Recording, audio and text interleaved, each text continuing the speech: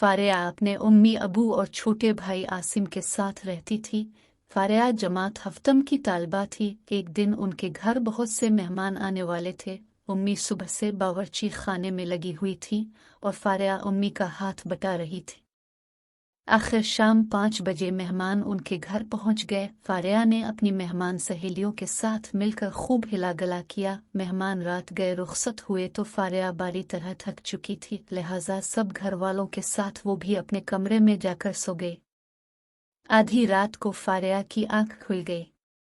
इससे बहुत प्यास लग रही थी। फारिया को ड्रोनी कहानियां पढ़ने का भी बहुत शौक था। यही वजह थी कि वो रात को अपने कमरे से बाहर निकलने से भी डरती थी, मगर इसको शिद्दत की प्यास लग रही थी।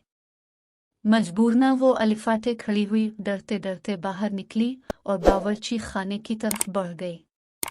उसने बल्ब जलाकर रोशनी की गिलास लिया और कूलर से पानी भरने लगी। दूसरे ही लम्हे उसकी चीख निकल गई। कूलर में से पानी की जगह खून निकल रहा था। उम्मी अबू वो चलाए, गिलास हाथ से छूटकर गिर गया। इसे ऐसी ही एक कहानी याद आने लगी जिसमें एक घर में पानी के बजाय नल से खून निकल रहा था।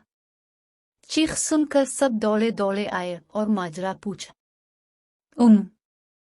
अम्मी कुक, कूलर में पानी के बजाय खून। इससे बोला भी नहीं जा रहा था। अम्मी तेजी से आगे बढ़ी और कूलर का ढक्कन हटाया। दूसरे ही लम्हे वो हंस पड़ी। फारिया ने हैरत से उम्मी को देखा।